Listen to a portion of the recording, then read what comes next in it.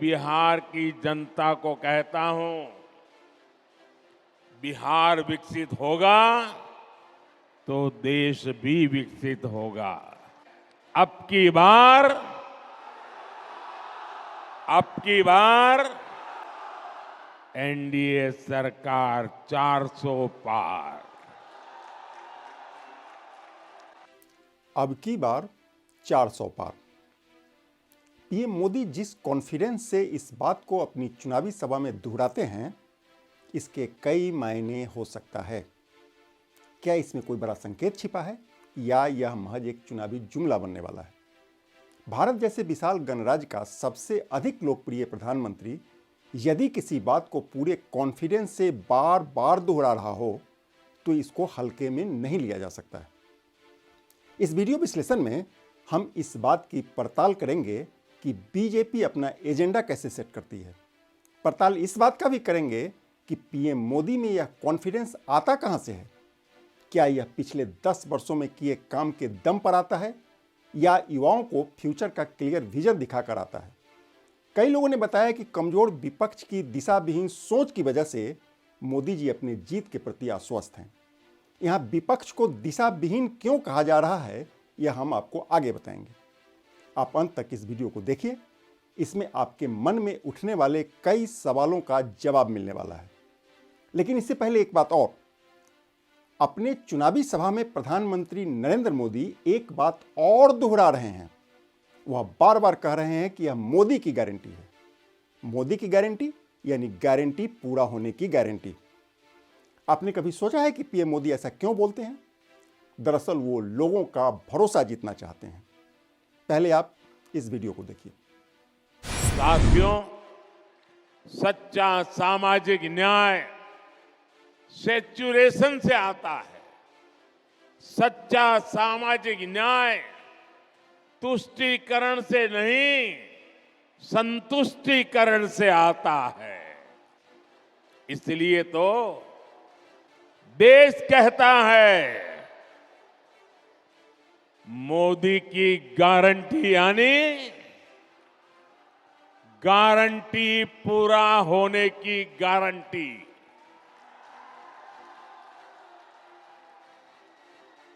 मोदी की गारंटी यानी गारंटी जे पूरा होय छे। नमस्कार, मैं हूं कौशलेंद्र झा और आप देख रहे हैं केकेएन लाइव। खबरों की खबर और लीक से हटकर खबर के इस सेगमेंट में आज हम नेताओं के कुछ चुनिंदा बयानों का वीडियो विश्लेषण करेंगे। सूक्ष्मता की तह में जाकर संकेतों को डिकोड करेंगे, क्योंकि मेरे समझ से इसमें लोकसभा चुनाव 2024 का पूरा रणनीति छिपा हुआ है। आप पहले से जानते हैं कि पीएम मोदी ने 2024 के लोकसभा चुनाव में बीजेपी को 370 सीट और एनडीए को 400 से अधिक सीट जिताने का टारगेट सेट कर दिया है। लेकिन इस लक्ष्य को हासिल करना आसान नहीं होने वाला है। यह बात सही है कि उत्तर भारत के राज्यों में पीएम मोदी का जादू लोगों के सिर चढ़कर बोल रहा है, लेकिन यह भी उतना ही सच है कि दक्षिण भारत में अभी भी हालात बीजेपी के लिए उतने सुलभ नहीं है। हालांकि कुछ सर्वे रिपोर्ट अलग ही संकेत दे रहे हैं, हम इस पर भी बात करेंगे। ऐसे में सवाल उठता है कि बिना दक्षिण फतह किए 400 का सपना कैसे आकार लेगा। यह एक बड़ा सवाल है, इस पर बात करेंगे। इससे पहले आपको यह जान लेना जरूरी है कि वर्ष 2014 के लोकसभा चुनाव में बीजेपी 282 सीट जीती थी और एनडीए का आंकड़ा 336 तक पहुंच गया था। इसके बाद वर्ष 2019 के लोकसभा चुनाव में बीजेपी को 303 सीट पर जीत मिली और एनडीए का आंकड़ा 350 के पार पहुंच गया। ऐसे में पीएम मोदी ने 2024 के लोकसभा चुनाव को लेकर बीजेपी के लिए 370 सीट और एनडीए के लिए 400 पार का लक्ष्य सेट कर दिया है। इसको हल्के में लेना विपक्ष की राजनीतिक भूल साबित हो सकता है। आदरणीय अध्यक्ष जी, भाजपा सरकार की काम करने की स्पीड, हमारे लक्ष्य कितने बड़े होते हैं, हमारा हौसला कितना बड़ा होता है, तो आज पूरी दुनिया देख रही है। हमने गरीबों के लिए 4 करोड़ घर बनाए,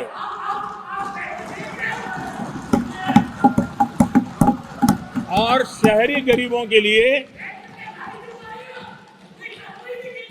80 लाख पक्के मकान शहरी गरीबों के लिए बने। अगर कांग्रेस की जो रफ्तार थी उस प्रकार से चला होता तो 100 साल लगते इतना काम करने में, 100 साल लगते, 5 पीढ़ियां गुजर जाती। आदरणीय अध्यक्ष जी, 10 वर्ष में 40,000 किलोमीटर रेलवे ट्रैक का इलेक्ट्रिफिकेशन हुआ। अगर कांग्रेस की रफ्तार से देश चलता, इस काम को करने में 80 साल लग जाते। एक प्रकार से 4 पीढ़ियां गुजर जाती। आदरणीय अध्यक्ष जी, हमने 17 करोड़ अधिक गैस कनेक्शन दिए। ये मैं 10 साल का हिसाब दे रहा हूं। अगर कांग्रेस की चाल से चलते तो ये कनेक्शन देने में और 60 साल लग जाते। 3 पीढ़ियां धुएं में खाना पकाते पकाते गुजर जाती। आदरणीय अध्यक्ष जी, हमारी सरकार ने सैनिटेशन कवरेज 40% से 100% तक पहुंची है। अगर कांग्रेस की रफ्तार होती तो ये काम होते होते 60-70 साल और लगते और कम से कम 3 पीढ़ियां गुजर जाती। लेकिन गारंटी नहीं होता कि नहीं होता। हमारा तीसरा कार्यकाल बहुत बड़े फैसलों का होगा।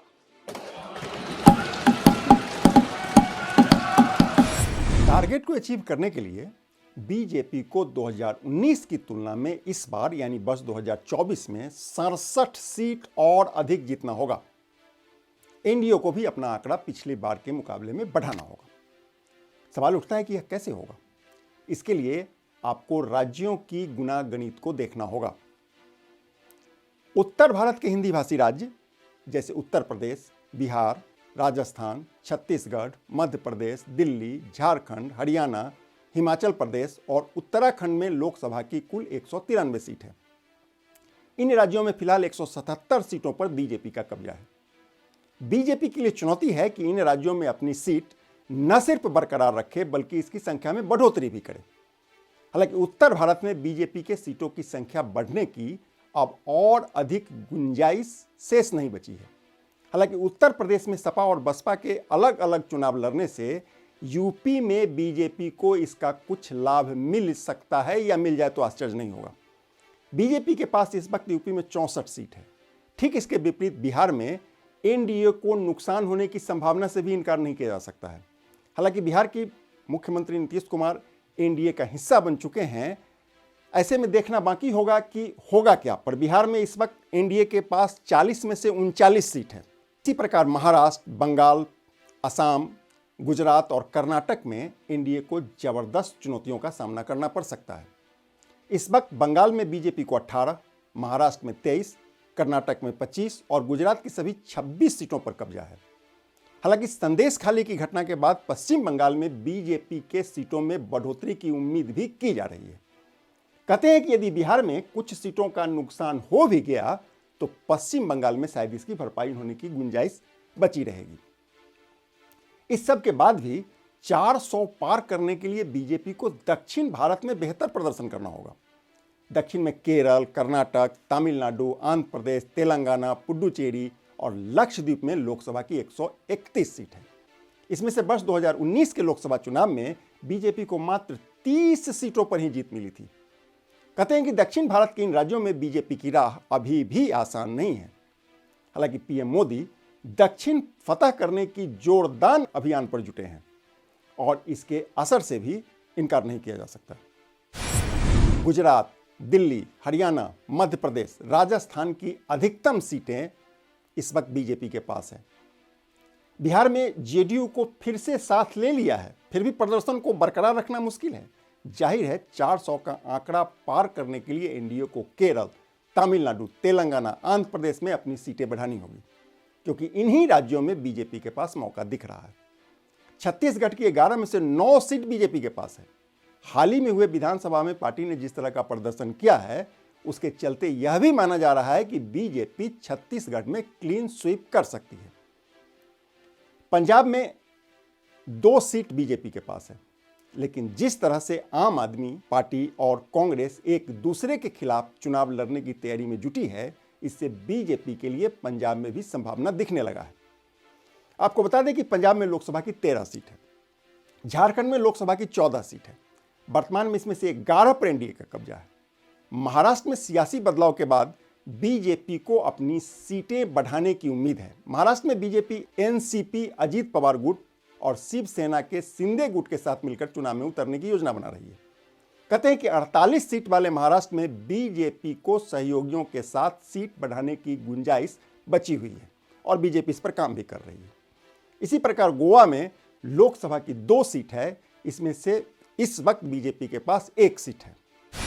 दक्षिण के तमिलनाडु, केरल, तेलंगाना और आंध्र प्रदेश में बीजेपी के सामने सबसे अधिक मुश्किल आने वाली है। इन राज्यों में लोकसभा की कुल 104 सीटों में से बीजेपी के पास फिलहाल मात्र 4 सीट ही हैं। यह चारों सीट तेलंगाना की है। कर्नाटक में बीजेपी ने जेडीएस से गठबंधन करके 29 सीटों पर जीत दर्ज करने के लिए तैयारी शुरू कर दी है। आंध्र प्रदेश और तेलंगाना में बीजेपी ने एक बार फिर से टीडीपी और पवन कल्याण की जनसेना पार्टी के साथ गठबंधन कर लिया है। हालांकि आंध्र प्रदेश में बीजेपी को अभी भी खाता खोलने की चुनौती होगी। इस बीच केरल और तमिलनाडु में बीजेपी लगातार मशक्कत कर रही है।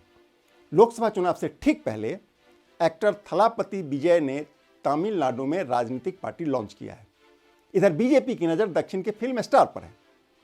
आपको याद होगा, पीएम मोदी अभी हाल ही में केरल के एक एक्टर और राजनेता सुरेश गोपी के बेटी के विवाह समारोह में हिस्सा लेने गए हुए थे। चर्चा है कि सुरेश गोपी को बीजेपी केरल से चुनाव के मैदान में उतार सकती है। इसी तरह बीजेपी ने दक्षिण के राज्यों में अपने लिए संभावना तैयार करने की योजना पर अभी से काम करना शुरू कर दिया है। आपको बता दें कि ओडिशा की 21 सीट पर बीजेपी की नज़र है। इस वक्त ओडिशा में बीजेपी के पास मात्र 8 सीट है। बीजेपी ने वहां की सत्ताधारी बीजू जनता दल के साथ गठबंधन किया है। निश्चित रूप से एनडीए को इसका लाभ मिलेगा। असम में लोकसभा की कुल 14 सीट है, इसमें से बीजेपी के पास इस वक्त 9 सीट है। अरुणाचल से लेकर मेघालय और त्रिपुरा सहित पूर्वोत्तर की सभी 25 सीटों को बीजेपी गठबंधन अपने पास रखने की जुगत में है। इसके लिए बीजेपी के रणनीतिकार अपने वोट शेयर को बढ़ाने की तैयारी में जुट गए हैं। वर्ष 2019 में बीजेपी को 37% वोट मिले थे, जिसके चलते अकेले बीजेपी को 303 सीटों पर कामयाबी मिली थी। कहते हैं कि यदि वर्ष 2024 में बीजेपी का वोट शेयर बढ़कर 47% तक पहुंच गया तो बीजेपी के लिए 370 सीट का लक्ष्य हासिल करना आसान हो जाएगा। हालांकि यह देखना अभी बाकी है, इसके लिए इंतजार करना होगा। लब्बो-लुआब ये कि एक और बीजेपी अपने टारगेट की ओर तेजी से बढ़ने की जुगत में लगी है, वहीं दूसरी ओर विपक्षी गठबंधन लगातार जनमानस की भावनाओं को आहत करने में लगी है। दुष्प्रचार करके अपने लिए संभावनाएं तलाशने का समय अब बीत चुका है। आज के डिजिटल युग में लोगों को गुमराह करना किसी के लिए भी आसान नहीं होने वाला है। विपक्ष के कई नेताओं का बयान कई बार देश को खंडित करने वाला प्रतीत होने लगता है। इससे उनका सेल्फ गोल हो जाता है और इसका लाभ बीजेपी को आसानी से मिल जाता है। आप एक वीडियो देखिए, इससे आपको बात समझने में आसानी होगी। अरे भाई तुम बताओ ना कि तुमको क्यों परिवार में कोई संतान नहीं हो, तुमको हुआ बता। परिवारवाद है, परिवार के लिए लोग लड़ रहे हैं। तुम्हारे पास परिवार नहीं है। मैं कहता हूं 140 करोड़ देशवासी यही मेरा परिवार है। जिसका कोई नहीं है वो भी मोदी के हैं और मोदी उनका है। हमारे इस वीडियो विश्लेषण से आप कितने सहमत हैं, कमेंट बॉक्स में आकर बताएं। आज के लिए बस इतना ही। मिलते हैं अगले वीडियो में। नमस्कार।